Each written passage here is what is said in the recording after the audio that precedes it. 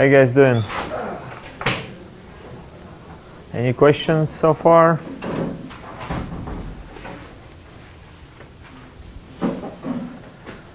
Anything? Everything is clear? Crystal clear?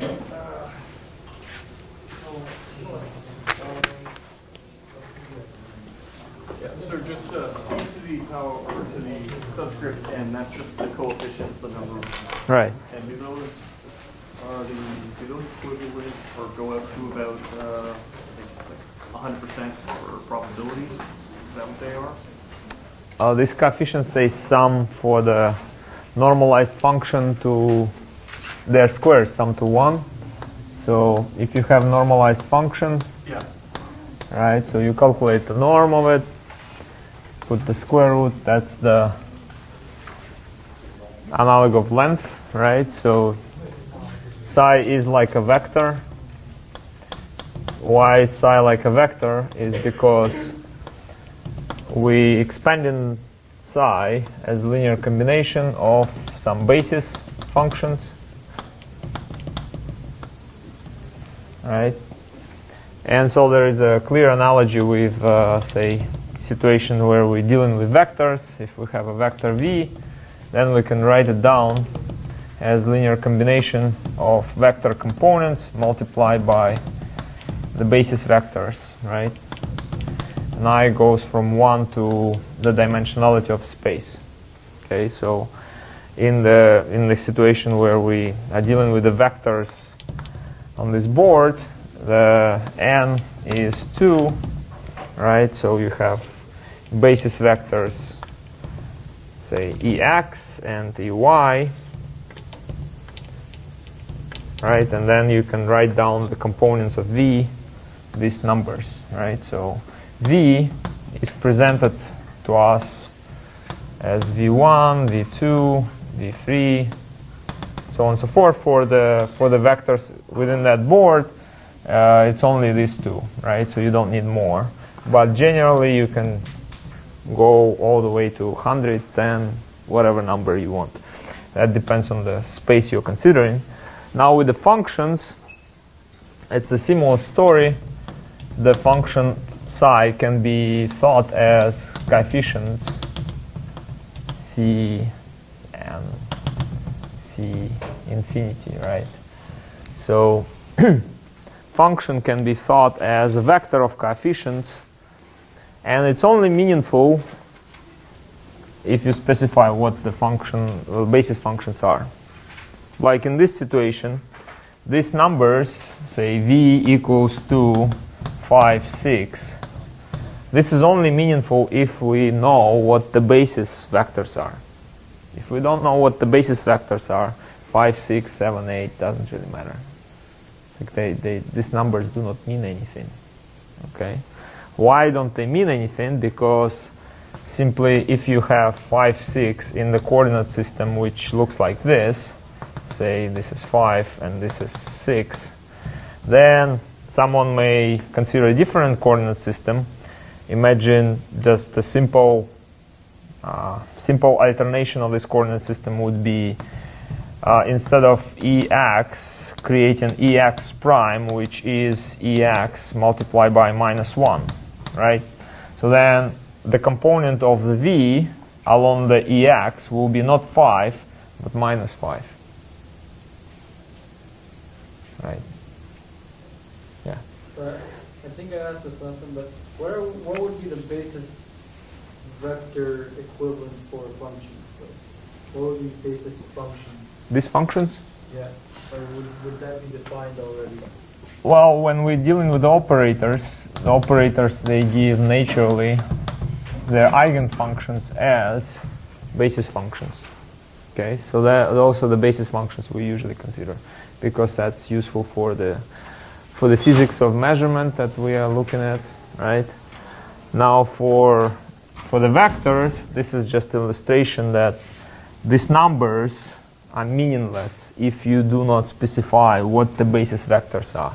The same way these numbers are meaningless if you do not know what the functions are, right?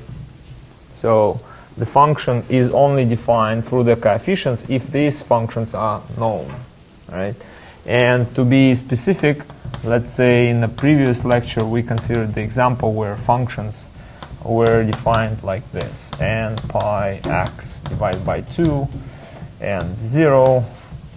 This was when x within the range 0, 2, and 0 was when x is outside of that range. Right?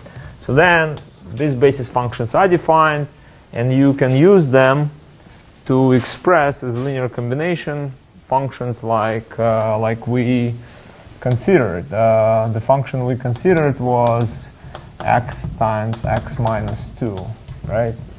When x was in the range 0, 2 and 0 otherwise, x outside of the range. Right, so we took this function and we expanded in these functions.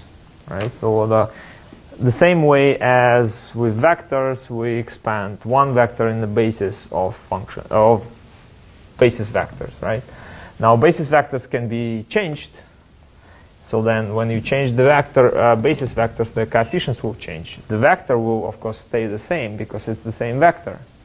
It's like it's the same as if you have a half full or half empty glass, right? So there's just a different ways of looking at things, but the amount of liquid is the same, no matter how you describe it, half full or half empty. It's the same. The same thing here. This 5 and 6 can be turned to -5 and -6 if for the same vector, if the basis was switched from Ex, which was normal coordinate basis along the x coordinate, to the minus the same basis. So Ex prime just looks the different direction, and 5 turns into -5. The same way 6 turns to into -6 if you make E prime equals to Ey, right? So if you change the signs of the basis vectors, then the sign of components must change as well, so that the vector stays the same, because we are still considering the same basis. Now here, the same story goes about the functions. Function is given by, say, time-dependent Schrödinger equation. It comes out as a result of our investigation what the system wave function is. Now if we want to measure some property, then natural basis to represent this function is the basis of eigenfunctions for the operator corresponding to the measurement for the property we want to measure. So that's the relation. So if you say look at the one operator, it has one set of eigenfunctions. If you look at another operator, it has another set of eigenfunctions. And so those eigenfunctions are they form different bases, and different bases, of course, will give you different coefficients. It's just it just comes from the simple math that the coefficient is actually, according to Fourier theory, is just the inner product of the function, basis function, with our original function. So of course these coefficients will be different if you change this function inside the integral. Right? So it's natural. If you change something inside the integral, the result of integration will be different. Say from -infinity to +infinity.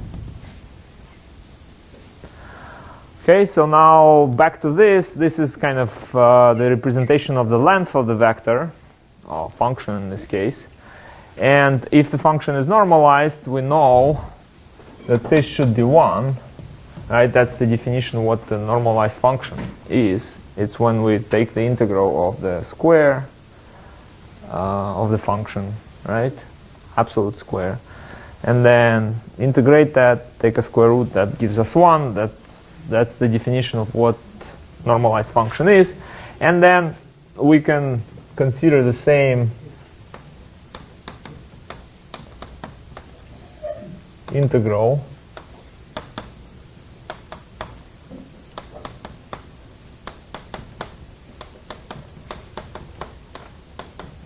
right, so we can consider the same integral by putting the expansion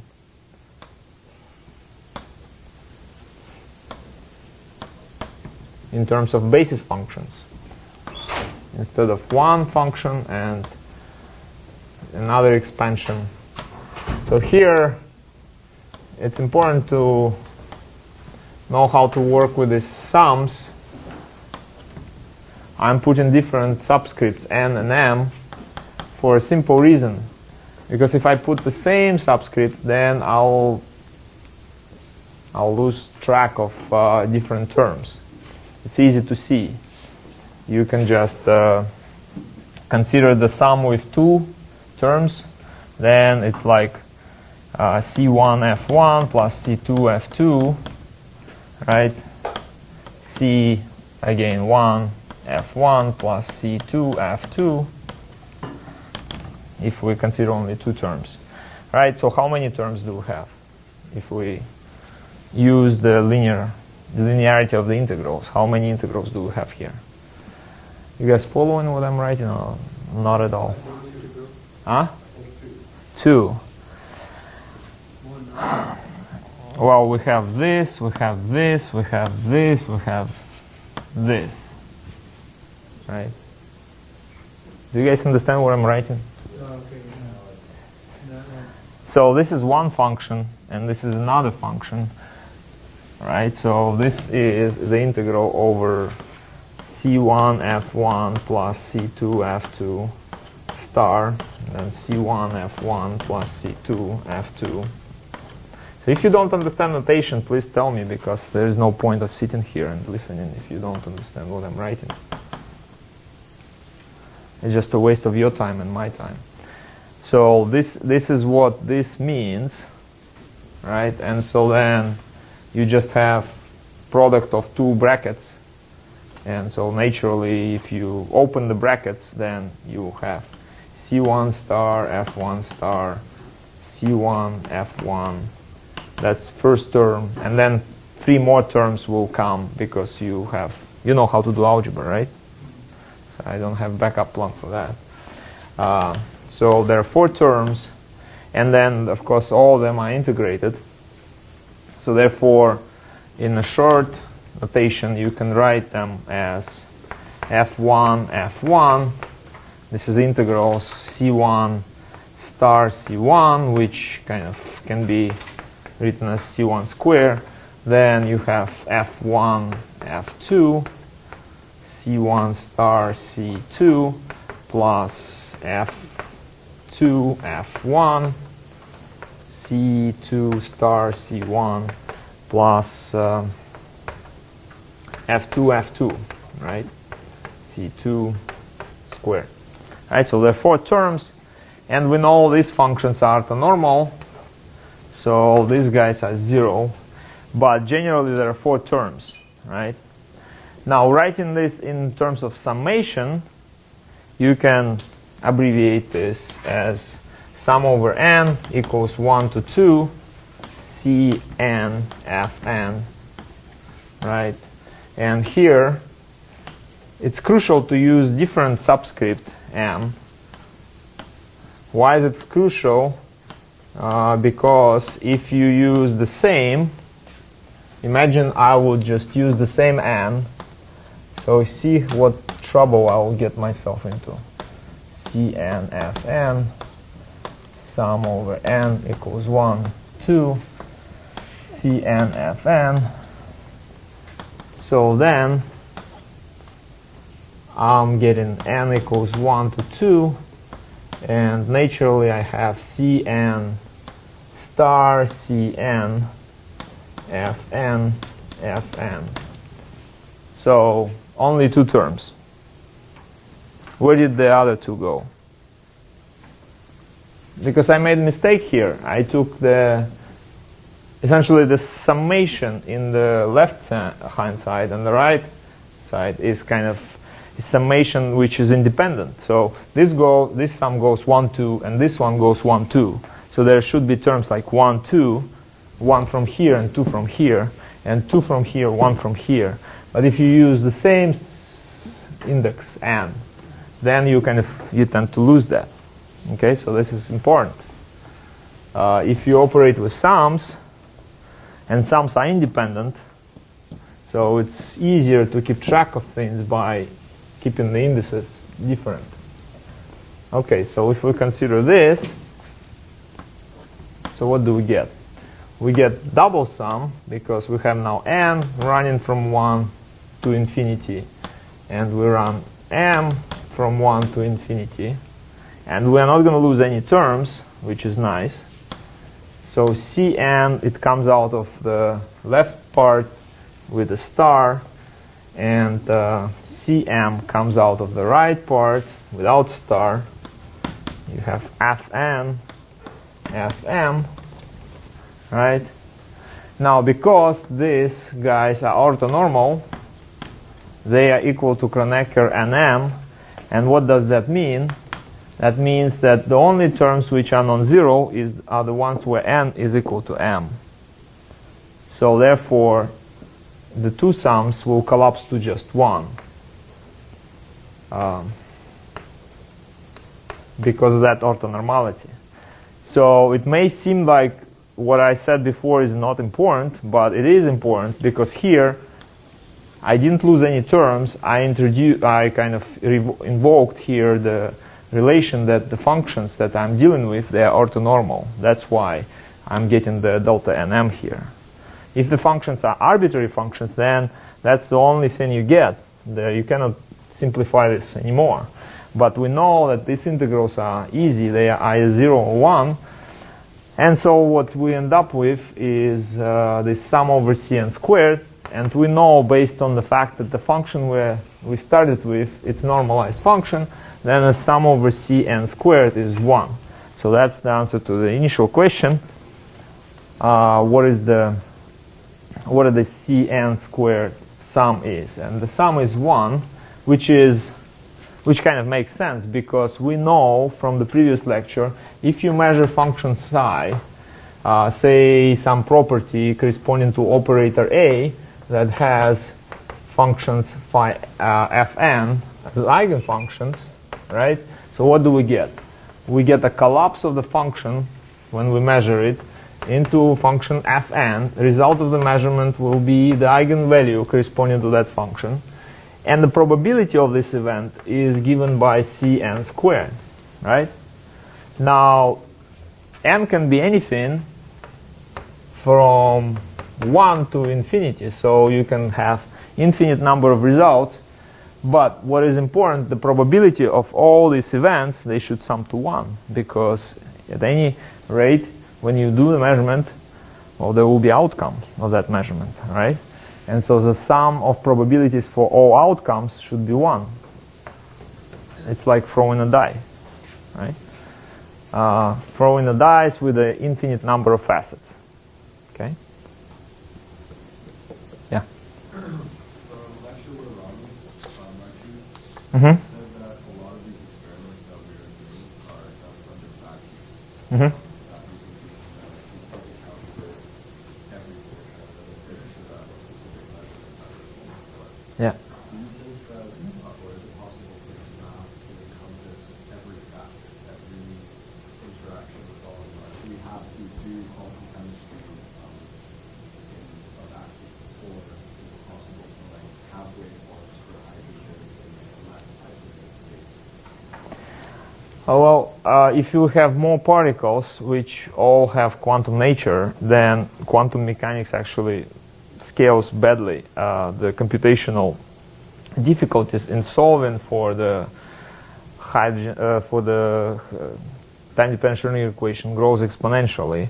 So the idea is, if you would like to see quantum mechanics in kind of pristine nature, then you would like to avoid too many particles interfering together.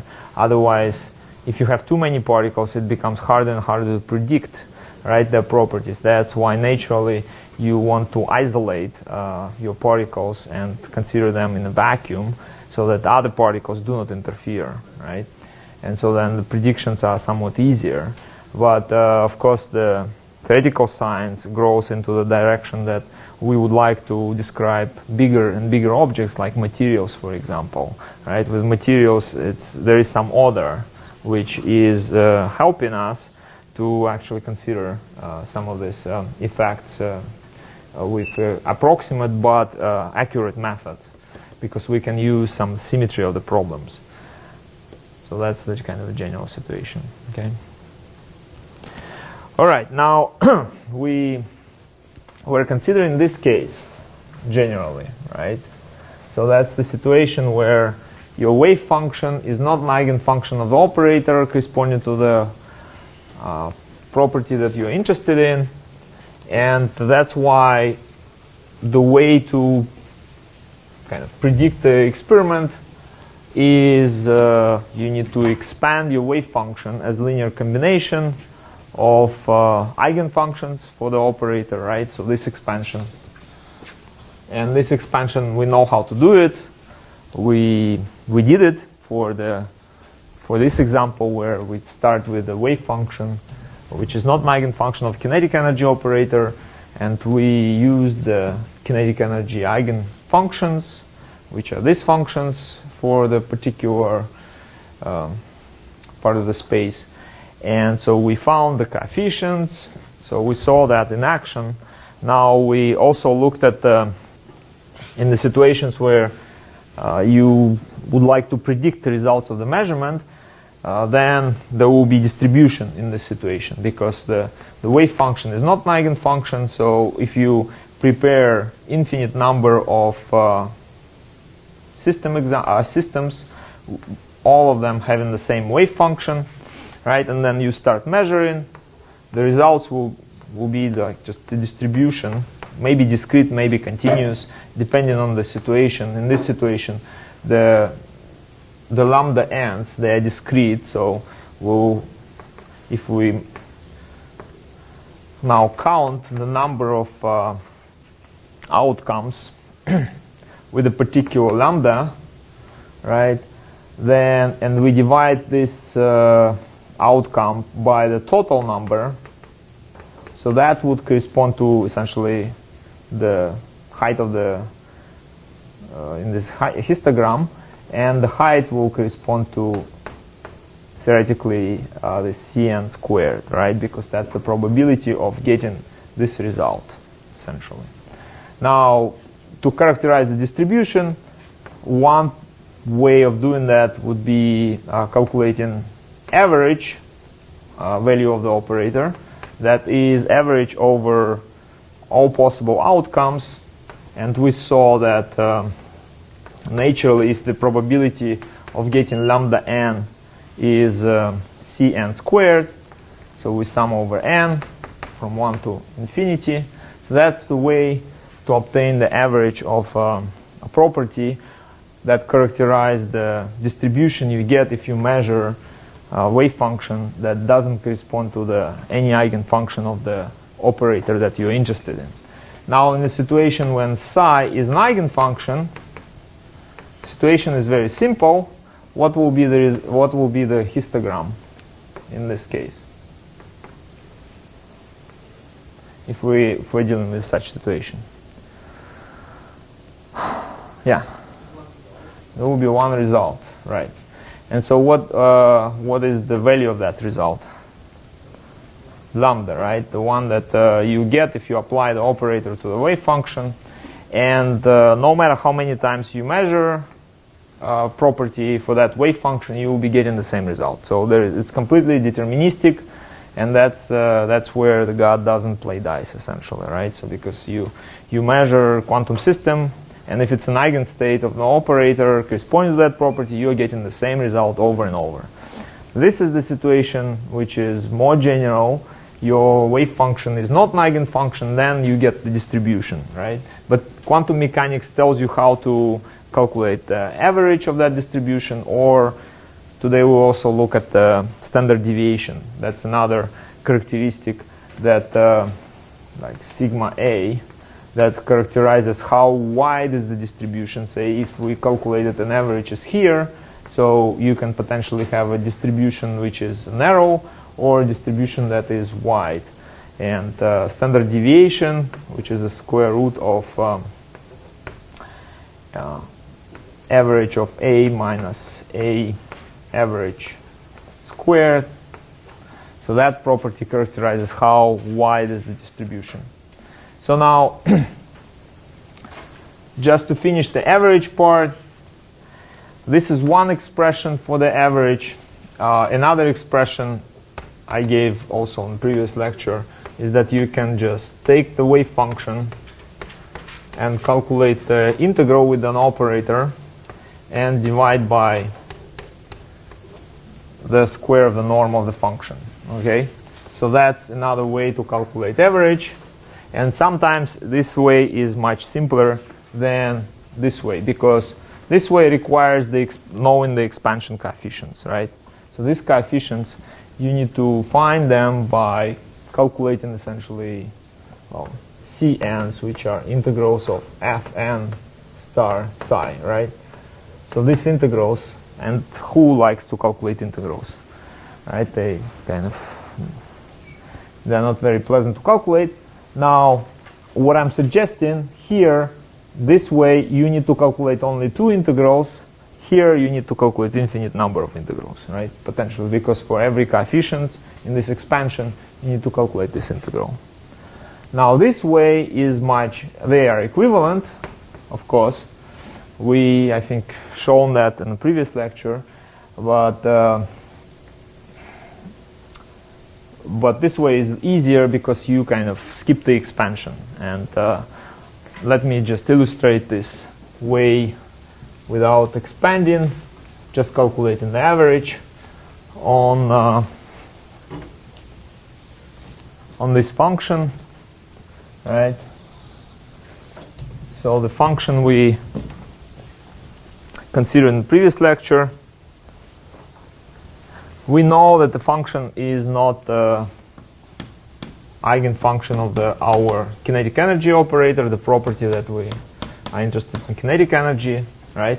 But we still can calculate average t by doing these two integrals. The good part is we already have done this integral, the norm, when we calculated the integral of the psi star psi dx from 0 to 2. We got 30 divided by 32, or 32 divided by 30. One of those. 32 divided by 30. Okay, so we got this number already. And this expression is nice because you don't need to normalize function. You kind of effectively do that by calculating this square. And then the only integral that is left is this integral. And so we have 32 divided by 30 in the denominator. And in the numerator we have integral from 0 to 2. And then we have x minus 2, real function, so you don't need to star it. And then the operator minus h squared 2m derivative. That's our operator. And we put a function again. Right, so that's our average. The only one integral to take. And this is a relatively simple integral because we already applied t to psi, and we know what the result will be. You differentiate twice the quadratic function, and you get the constant, which is 2 in this case. Yeah. So you differentiate x squared twice, you get 2, and then there is an extra constant here. So, like just grouping all the constants together, that will be h squared divided by 2m, and then 30 divided by 32, and then you have 2 from differentiation, and then the only thing that is left is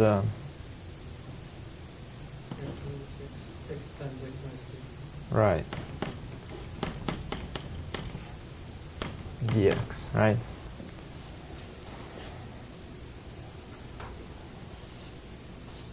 Okay, so 2 can be cancelled.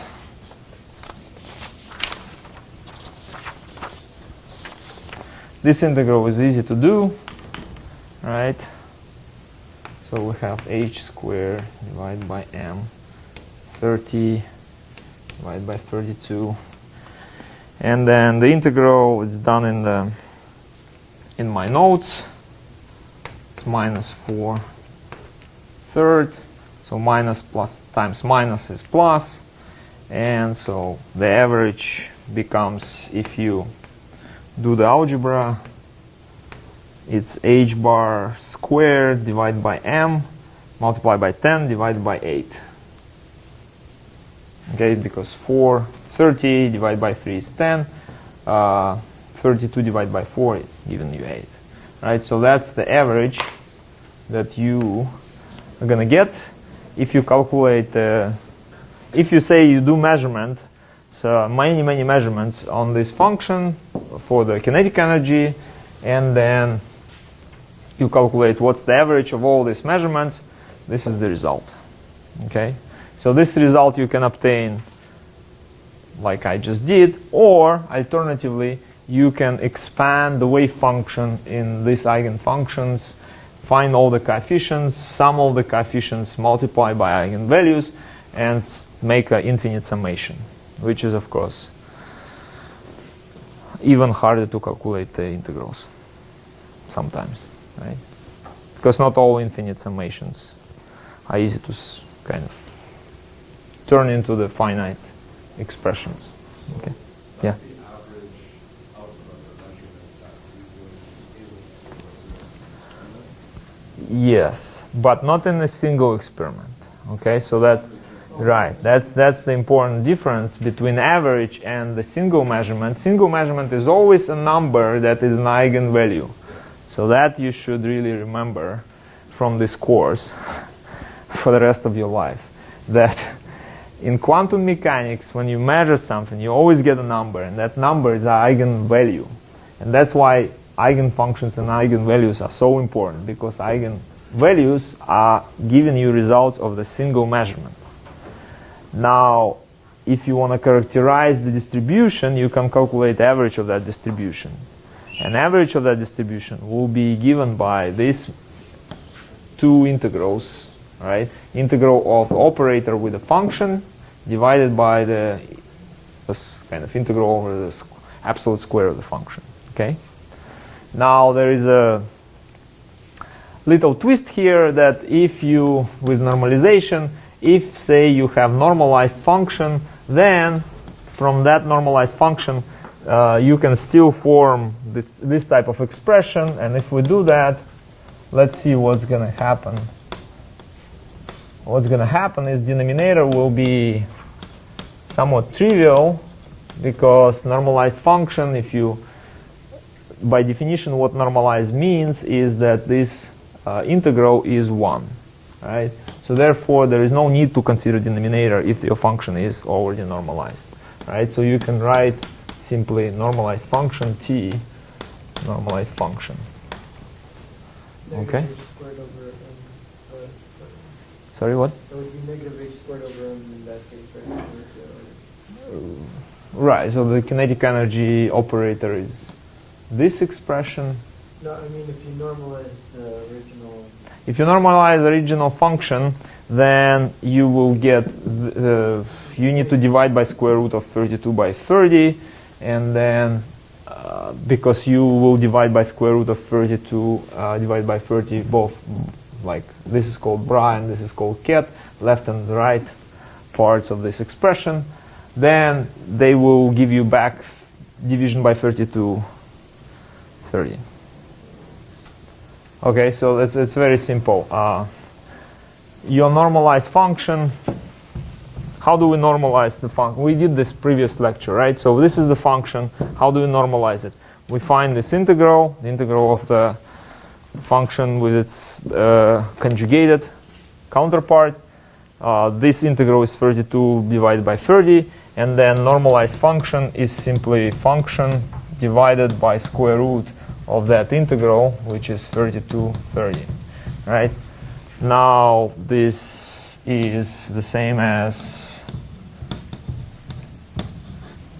this square root multiplied by function. And so that means when we put the normalized function in this expression, there will be two constants, square root of 30 divided by 32. Those two will give you a prefactor, which is 30 divided by 32 in front of the integral. And that's what we have if we didn't normalize explicitly, but rather do these two integrals separately. So that's just the alternative way. You can either normalize and then use this expression, or you always use this expression and don't worry about normalization because it will eventually be accounted.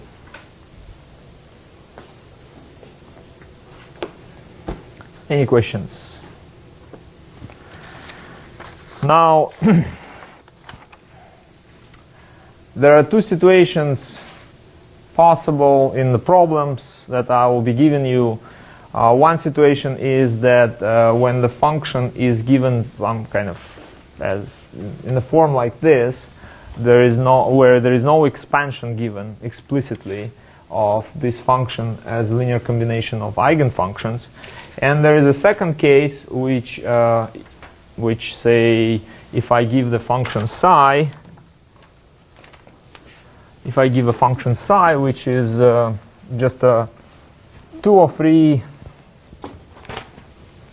eigenfunctions of operator, say f1 multiplied by c1 plus c10 multiplied by f10.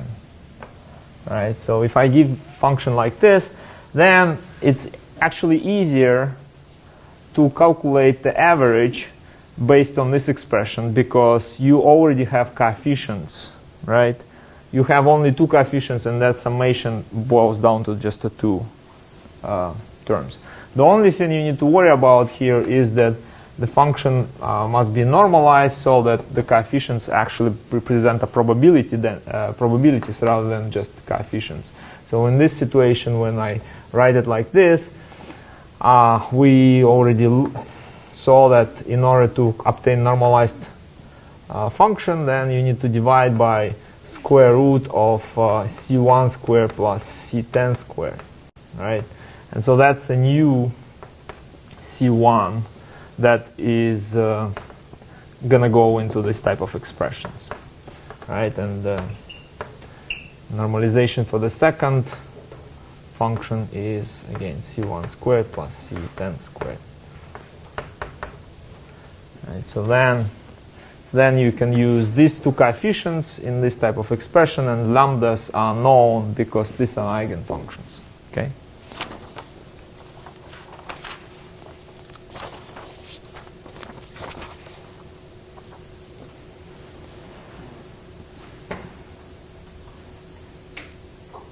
Because remember, in this expression, the sum over coefficients, it must be 1. If you're operating with some expansion where some of the coefficients is not 1, then there is a fix for that, and the fix is the following. Then the average is just the sum over cn squared lambda n divided by sum over cn squared n. Right. So this is pretty much equivalent expression where, like, just to separate them, let's put tildes here, and in this expression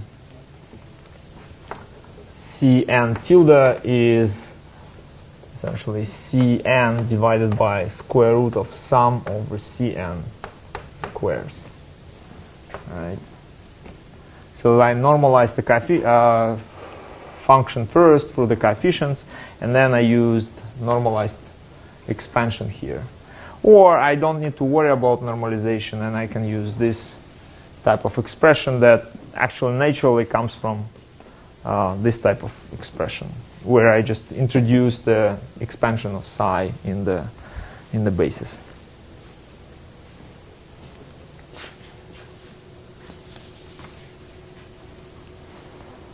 Okay. All right. So standard deviation, last 15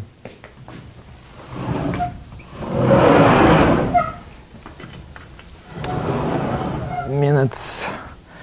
All right, say we are looking again at some abstract property A, which can be kinetic energy, and we want to characterize the distribution, right? So you have some kind of distribution, and you can obtain the average lambda or average property of that distribution. Now, to characterize how wide distribution is, a standard deviation, and it's much easier to work with just normalized function because there will be no extra denominator, so I will be working with just normalized function here. So if you have function psi, then you make sure that first you obtain psi n, which is psi divided by square root of psi, right? So you do that first, and then the standard deviation is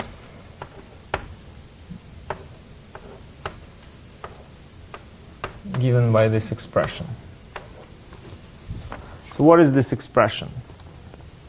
Well, first, the operator that we're considering is this, okay, inside. So what is this? A here is an operator, that's why I put hat, right? And the A average is the average. So that's this guy, right? So it's average. And the standard deviation in general is, if we would like to calculate what's the average distance from the average, right? So that's just from statistics. And we cannot skip the square here, because if we average the average distance from the average without the square, then pluses will compensate minuses, you will get 0, right? And it's easy to show that if we forget the square here, then it's simply, this is kind of simple manipulation, right? So let's say we forgot the average, the square, and we start considering something like this, but then this is kind of the integral of psi n with a hat psi n minus psi n, and this is a number, a bar is a number, right?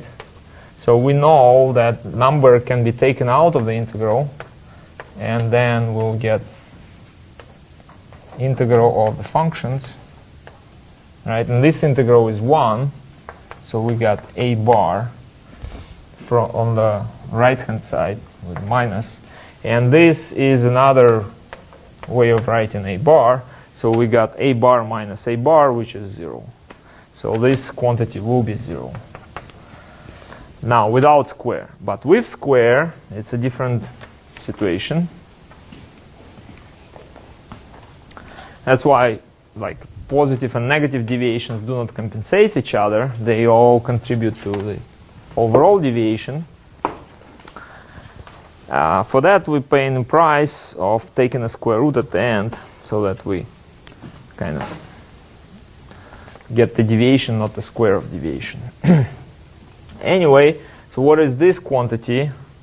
It's the operator squared minus operator multiplied by a number minus a number multiplied by operator.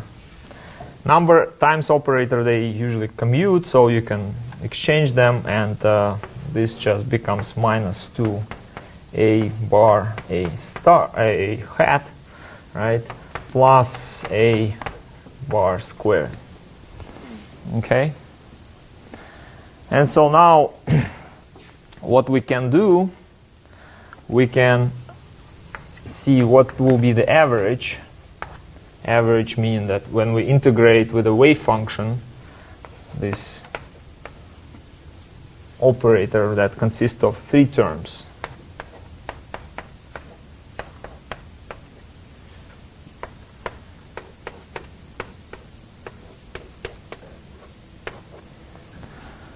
So the first term is non-trivial. It's operator squared, right? And we cannot take the square outside, because if you think about, say, if operator, say, kinetic energy, it's a second derivative. Square, that means it's a fourth derivative.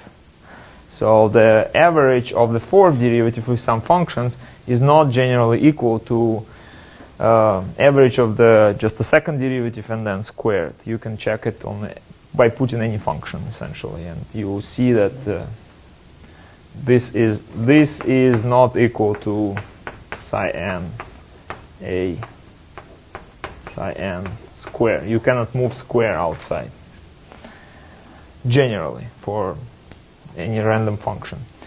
Okay, so this is the first term. Now the second term is to a bar. A bar is a constant, and we have operator stuck in psi n averaging. So, but this is nothing but a bar again, right? Because that's by definition what a bar is. We average with the operator, and so together this becomes 2a bar times a bar, which is 2a bar squared, right? Again, it still cannot be compared directly with the average of the square of the operator. But there is a third term, which is with plus a bar squared, because this is a number.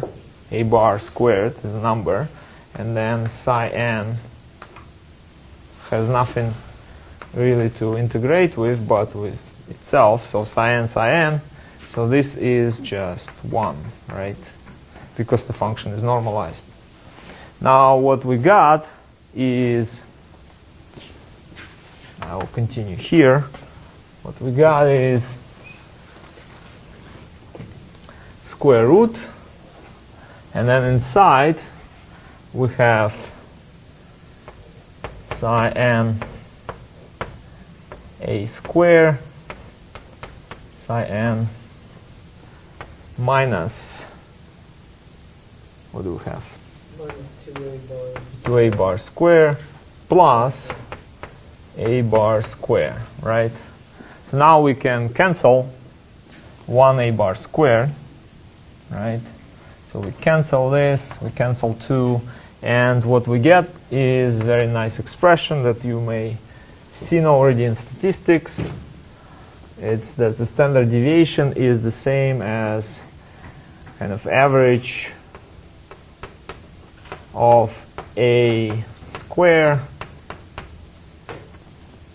minus square of the average, right? So it's essentially you are calculating the difference between this when you square the operator and average it versus when you average operator and then square it, right? So this is what constitutes the standard deviation. Now, what will be the standard deviation if our function is an eigenfunction? 0. So that means if you put here, instead of psi n, eigenfunction of the operator, then this difference should be 0, right? So let's just make this simple check and make sure we obtain something that makes sense, right? Okay, so square root of, let's say, any random fn, a squared fn minus fn a fn squared, right? That's what standard deviation of a will be for the function fn. And that should be 0. Let's check that it's indeed 0. A fn is lambda n fn. Based on definition what fn is, it's an eigenfunction, right? So what is the a square of fn?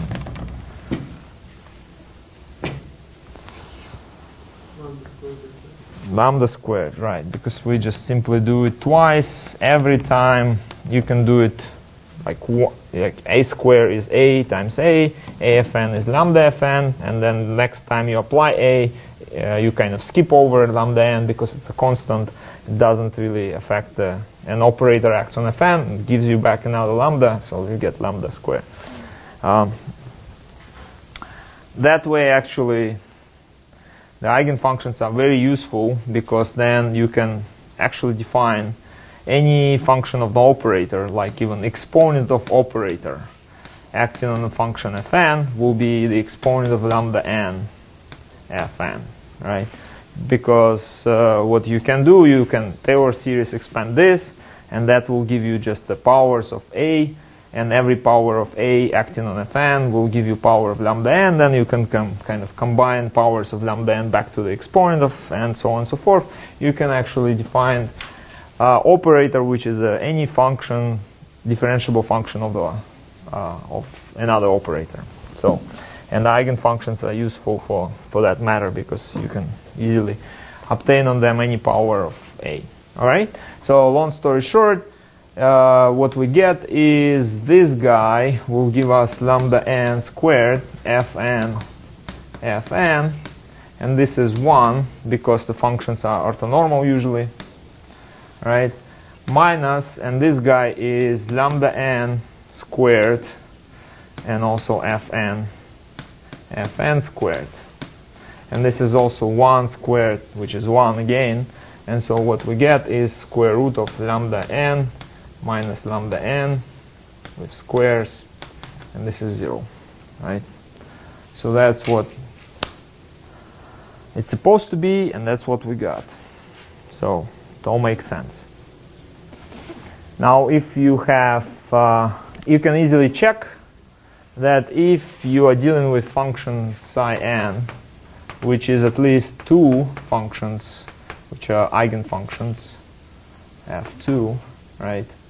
If you're dealing with this case, then you're already going to get, this will result in the lambda 1 as a result of the measurement, this will result in lambda 2 as a measurement, lambda average will be something in between, and so of course there will be standard deviation, and so with this psi n you will get that a square averaged will not be equal to square of the average, right? And so standard deviation only is equal to 0 when you are dealing with the functions which are eigenfunctions for the operator, okay? And of course, if you have an eigenfunction which is an eigenfunction for the one operator, and you put that eigenfunction in another operator, or you will measure standard deviation for measuring other property, then all bets are off, and you may end up with a distribution because you are measuring now different property, okay? So that's kind of that's the big drama of the quantum mechanics, is that every property has an operator, and every operator can have its own eigenfunctions. So if you lucky and your wave function is an eigenfunction of the particular operator, that doesn't really mean that when you go to a different property, say position and momentum, different properties, right? Eigenfunctions of one operator are not eigenfunctions of another. So therefore, if you measure one operator property, that can give you one particular result, everything will be very defined, certain. But when you go to a different one, there will be distribution. So that's the origin of this uncertainty principle, when you cannot really measure two operators or two properties with certainty at the same time, generally speaking, right? Although there is again situations of big luck when you dealing with two operators that have the same set of eigenfunctions. Then you can measure them together, and we will be talking about this more in the future. Yeah. Sorry, I didn't get here. So when you took this, when you took the lambda out, when you replaced the operator with the eigenvalue, right? Mm-hmm. So it's lambda n squared times the integral of the function minus lambda n squared times the square of the integral. Right. How did that reduce? Because when you subtract the function by the square of the function. There is no square of the function. There is always this is a square of integral. Yeah, square of the integral. Yeah, but the integral is 1. So the functions are orthonormal. So that integral fn fn. Okay, So that's equal to 1, and the square of that integral will be also 1. Yeah. Okay. And so I skipped ones, and I end up with lambda n squared minus lambda n squared. Okay? Any questions? All right, then. That's all for today.